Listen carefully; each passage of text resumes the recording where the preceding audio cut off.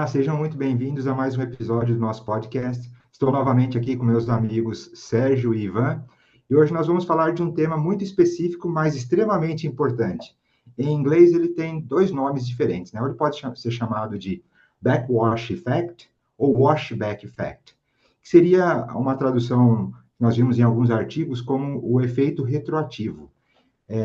Essa terminologia, essa palavra backwash, vem da ideia das ondas, né? Que o mar ele manda a onda para o mar e depois volta, né? E aí, com que estaria associado com ELT, né? Com o ensino de línguas? Seria quais são os efeitos do teste para as aulas em si, né?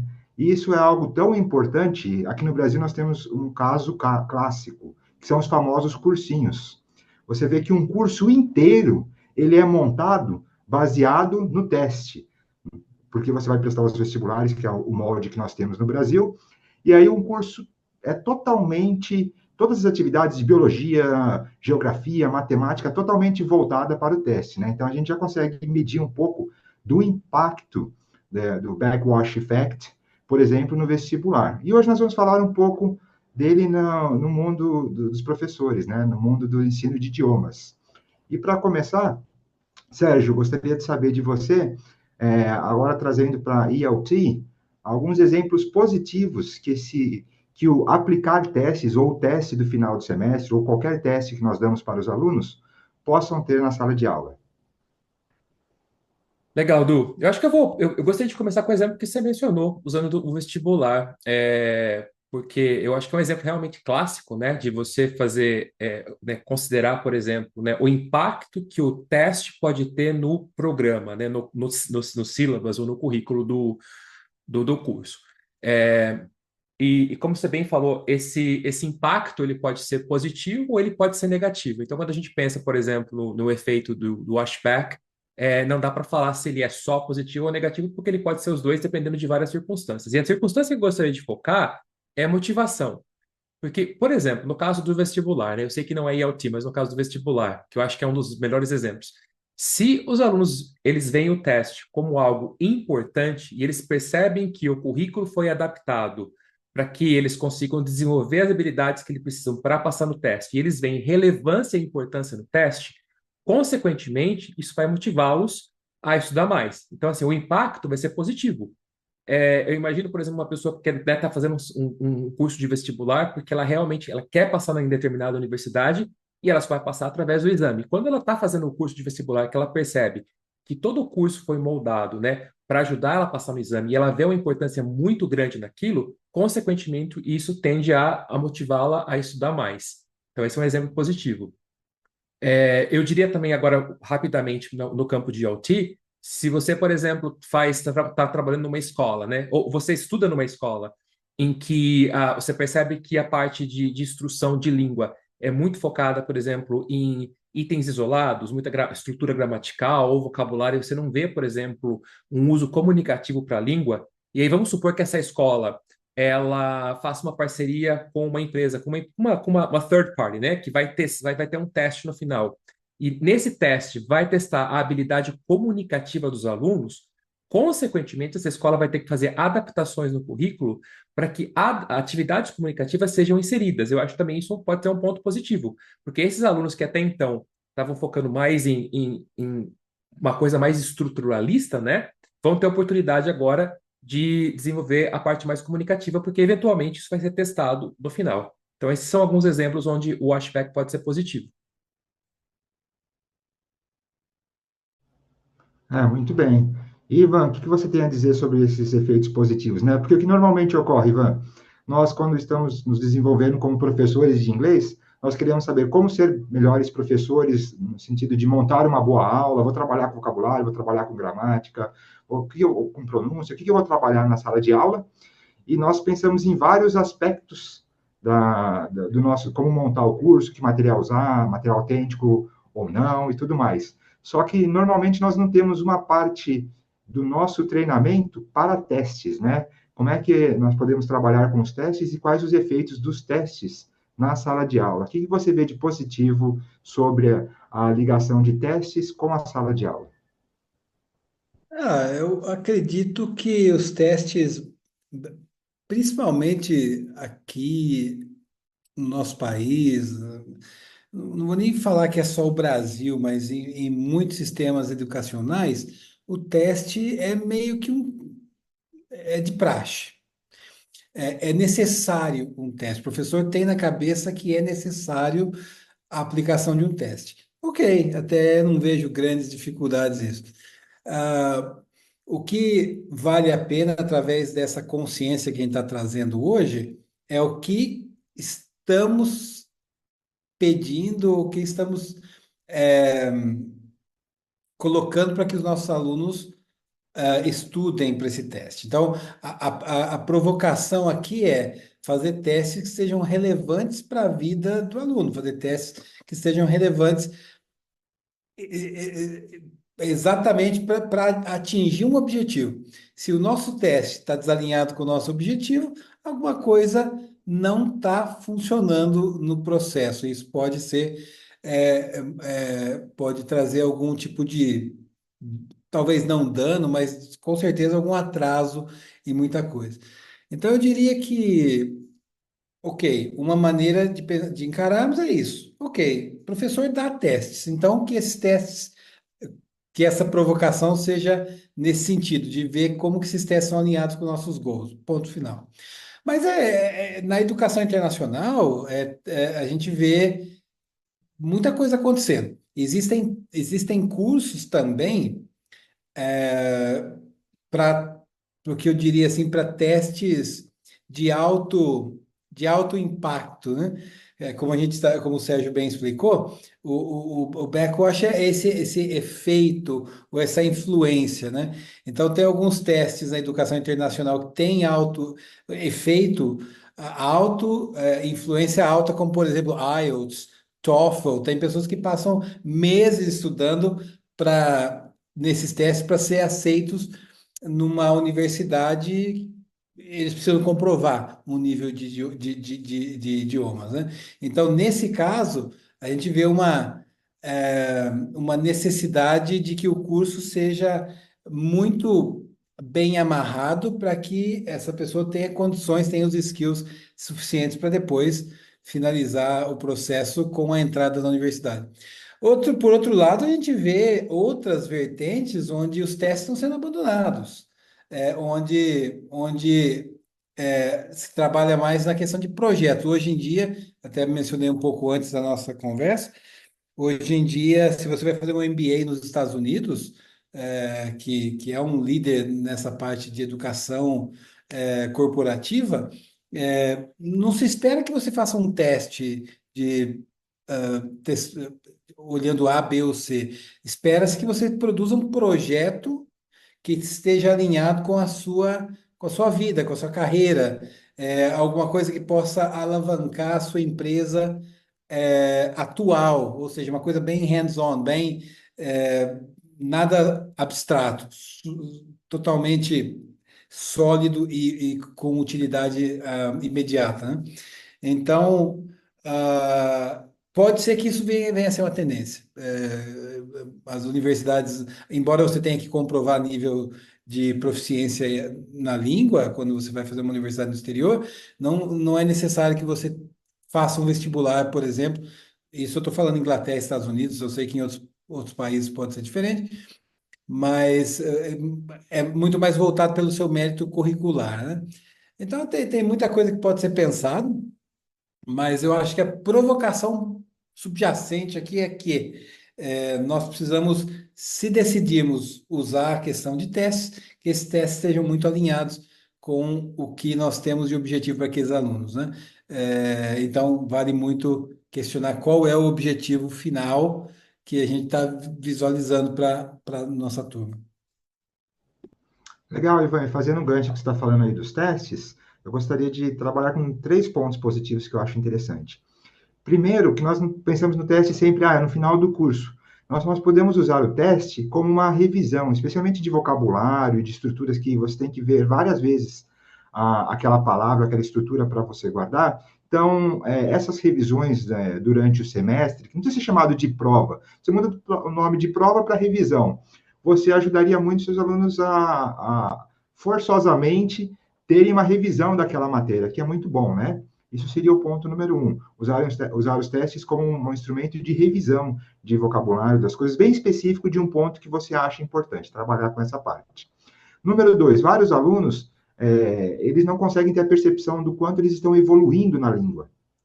E como eles não conseguem ter essa percepção, né? Porque você assiste uma aula e duas, é que nem na academia. Você vai na academia 1, 2 dias, uma semana, um mês, você não vê diferença nenhuma no espelho.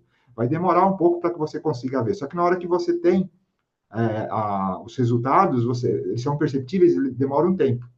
Então, os testes, eles trazem para os alunos essa percepção real. Veja, você não conhecia, você não tinha esse conhecimento, e agora, pelo teste, ele visualiza claramente o quanto que ele conseguiu aprender, né? E também serve para o oposto, para aquele aluno que é autoconfiante, que ele acha que aprendeu muito, que ele sabe tudo. Aí, às vezes, ele não vai preparar para essa prova, para esse exame, e se ele não for bem, ele vai conseguir, olha bem, ele vai, por si mesmo, perceber, não estou tão bem quanto eu percebia. Então, ele seria como se fosse um termômetro, né? Esses são alguns dos pontos positivos que a gente viu. Mas nós temos pontos negativos também, né? Por exemplo, ir para um aluno que tira notas baixas na prova, que ele não consegue ir bem. Se ele já estava desmotivado, ele ficará mais desmotivado, por exemplo. Ou se, no caso, ele estava motivado, ele pode perder a motivação, né? Então, nós temos que tomar muito cuidado no como nós montamos essa prova.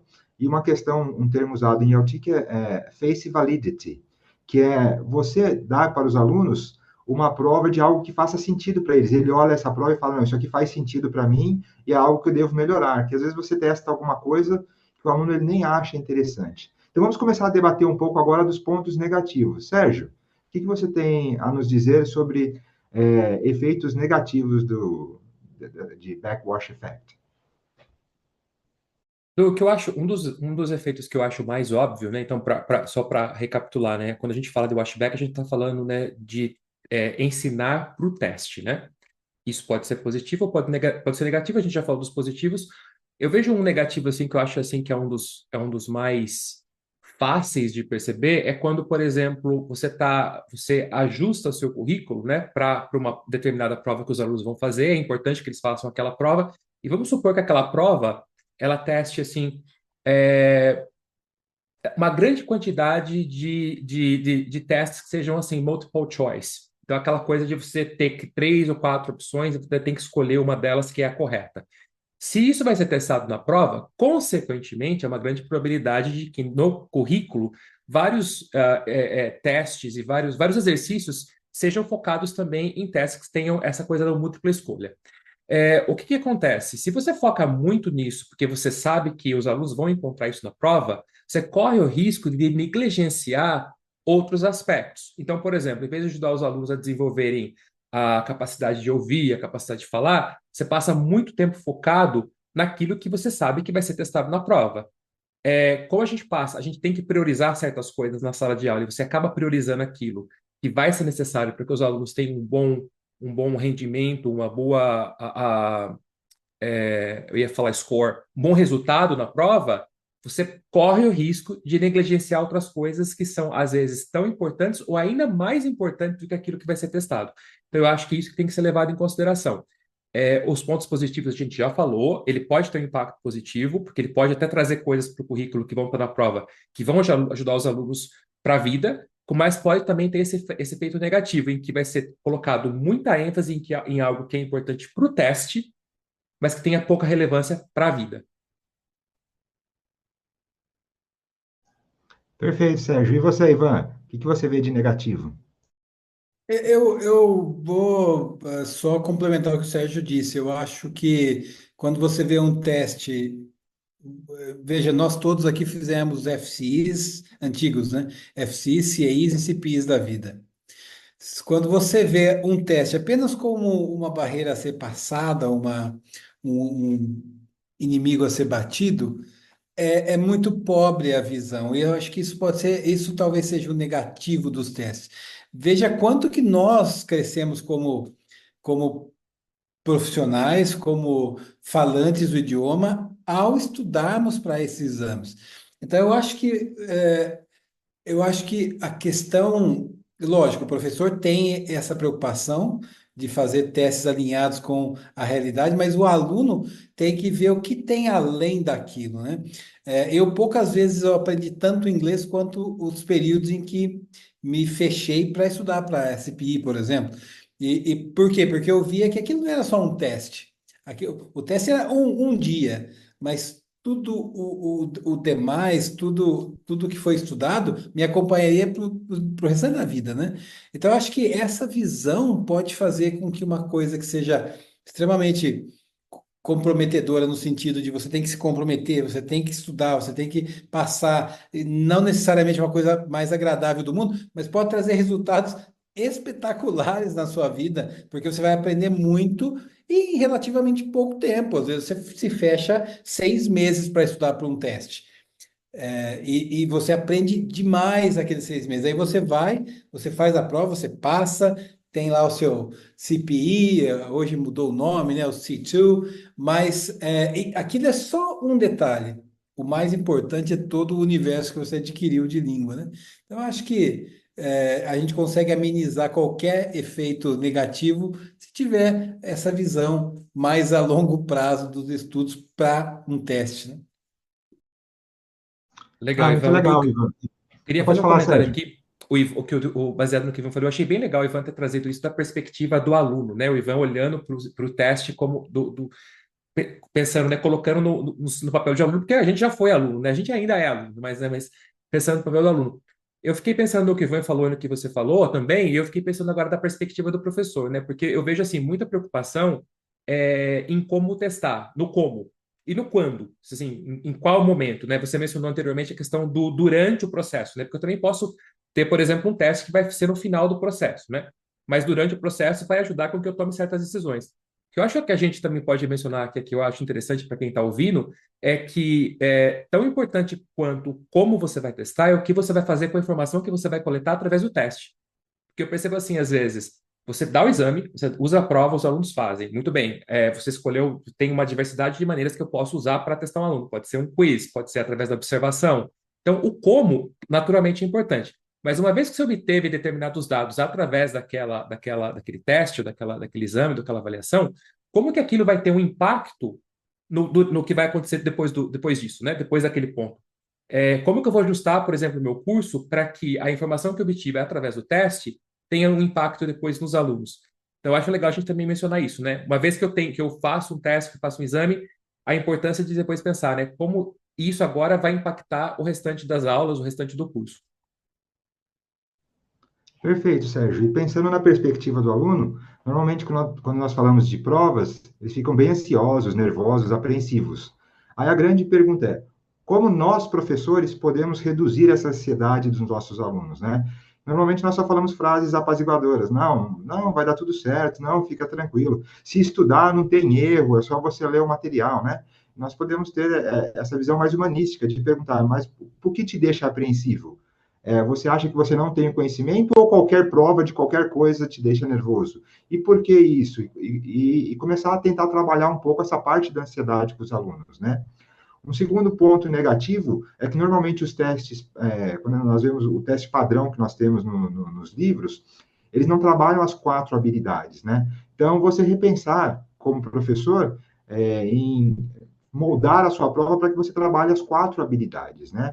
E se a prova for durante o curso, você pode ver quais são as partes que os alunos melhor precisam desenvolver, né? Os pontos fracos para que você consiga trabalhar. Então, você reduzir a ansiedade dos alunos e você ter uma análise crítica sobre o teste, porque às vezes ele não trabalha com todas as habilidades e não seria interessante o aluno ser muito bom, por exemplo, em speaking e listening, e a produção escrita dele for muito baixa, né? Ele não consegue se expressar, trabalhar muito com a escrita.